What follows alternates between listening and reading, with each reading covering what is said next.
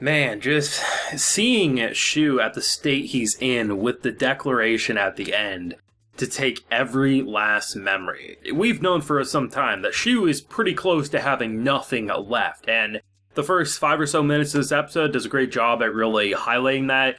He could barely remember Ayano's name and had to storm off because he didn't want to accidentally stumble into not knowing information that he knows he should remember, but clearly has had ripped away. And to see Kisara, of all people, who is to the point of literally walking away from him, trying to save the sister herself so that he won't be in a position where he needs to give up memories, she very much doesn't want Shu to become a different person. Like, he will either become a vegetable or a person that they can't recognize because his personality will have been completely ripped away, and who knows what could form after. And it seems damn near impossible for her not to power up in order to defeat not only just the sister, but this apocalyptic level threat. You literally only saw the arm, which it was bigger than a goddamn colossal titan. Just imagining the full thing summoned, it's not looking good, and even fully powered up, I'm not sure Kisara would be enough to deal with it. The only way that I think they would be able to deal with that level of threat is what was established earlier with the whole satellite attack. Yes, they said it didn't quite work that well.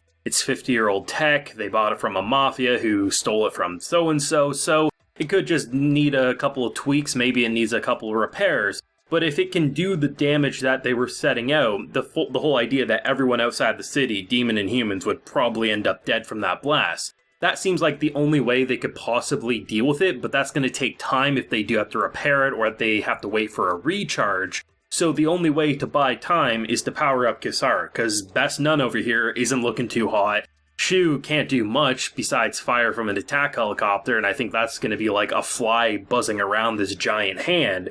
We have the sister fully here, awakened, and shit just ain't looking good. We knew the end has been approaching for a while, not only just because Shu's memories, it feels like he has barely anything left to begin with, but it also felt like we were approaching this confrontation that, Mother Dearest, who clearly, demon, invaded, just stole this family and corrupted it. The whole idea of, mating with a human so that you could create the perfect key to your demon gate, that being Shu's sister, and the whole reason why you're okay with letting husband, son die, well, they're not actually important to you in the grand scheme of things, because, this is just an imposter, right?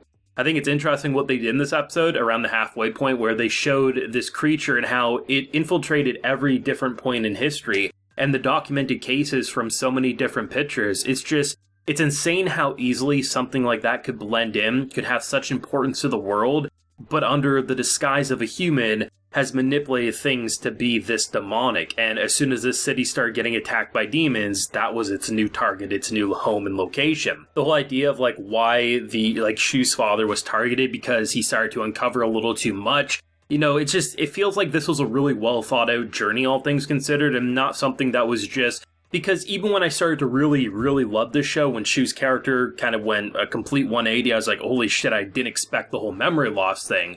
I still thought we were kind of building up to a more episodic Monster of the Week type formula, but to see what they've been building up this entire time with the whole mother dynamic and the fact that he can't even recognize, that should have been a hard situation for him. Pulling the trigger on someone who looked like your mom, that was just a demon to him. Yes, even if he was, crystal clear in the head, remembering everything, he still would have pulled the trigger, I'm sure, but still, there was no hesitation. It was just die, demon. And the fact that Kisara is now to the point of just breaking down and crying, she feels guilty. Because essentially, Kisara and Shu's relationship is like a parasite, right? I mean, she sucks, she harvests, and she basically strips him of who he is. Yes, she gets to keep all these memories, but we're to a point anyway, where that's not enough for her, where, she's feeling guilty. Aino's death glares because of what she's took, she feels remorse, and it's good to see because, generally when it comes to demons, you just have that demonic atmosphere, or we just ignore and we say, yeah, they're a demon, but they don't actually feel evil, right? The whole idea and relationship between Kisara and Shu has felt demonic. It felt like a parasite using and manipulating. Even if it was a mutually agreed upon situation, it's hard not to say, this feels demonic and wrong. And the fact that because she's been gaining so many memories, what started out as her being happy with the agreement, because this is what they agreed upon, Shu's happy, Shu's all mine, it's to the point that even Kisara recognizes, because of all the memories I have of all these different people, I feel horrible about what I've destroyed relationship-wise, but most importantly, Shu isn't even recognizable. If I take one more memory from him, he probably won't even remember me at that point, let alone be the person that she clearly has fallen in love with. It's just a tragic story across the board, and to see all the pieces connect in the way they did this episode, truthfully wasn't expecting a giant battle, wasn't expecting anything explosive. I thought this was the calm before the storm, really highlighting how Shu has become almost a vegetable. There's barely anything left. All he has is his combat muscle memory and some very basic memories surrounding Kisara. After that, yeah, he remembers his goal, but that's about it. So I thought it was going to be more of the setup. We're seeing the standoff, the whole government stuff. Everything's looking good and kind of worrisome, or just, it's thought-provoking. But I thought the final few episodes of this show would then be the whatever the demons were, or opening up the gate. Yeah, maybe the episode might end with the gate opening, but I wasn't expecting, seriously, every episode has at least one moment of beautifully animated action that's well thought out, different from the last, and it's hard not to get a kick and excitement out of everything that we're witnessing. So while editing, I absolutely forgot I needed to mention this. The whole perspective use that they did on this, Attack on Titan colossal beast was so well done with the idea of putting it on an island because you're already separated by all the body of water. So having a giant piece of land but seems so small by just having a single arm pop up was probably one of the best ways that you could get across the scale and devastation of what's going to be a Kraken Attack on Titan level threat, and the next 3 episodes are going to be bonkers because of it. I said it in my recoil video, which went up before this one, and I just recently got done recording. So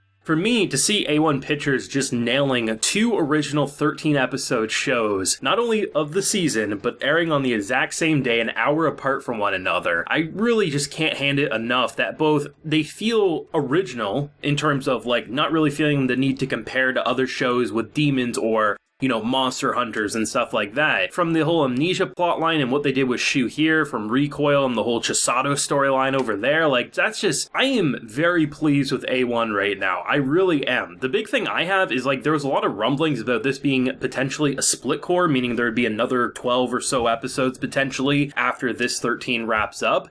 But it feels impossible, right? I feel like that must be a misunderstanding because it almost feels like this is building into the ending, and with how little memories he has, the final boss is here. It kind of feels like 13 episodes would be a perfect kind of open and shut case. But then again, maybe something else will come along and we'll just spice it up. Who knows? But based on what I'm seeing, if they were to end it at episode 13 and never get more anime, it seems like that would be a good stopping point in my opinion, but obviously 3 episodes, it's both a long and short amount of time. It's the perfect number in my opinion for where they're at to where they need to end it, but I could also see them introducing a bunch more elements that could warrant another core or another couple of cores potentially of story. But right now it feels like Engaged Kiss is going to end on a bang, and a bang that's probably going to emotionally devastate us at multiple points. But thoughts, feelings, and theories, if you got any down below, leave a like if you enjoyed and subscribe if you're new around here. Until next time everyone, please take care and have a good one.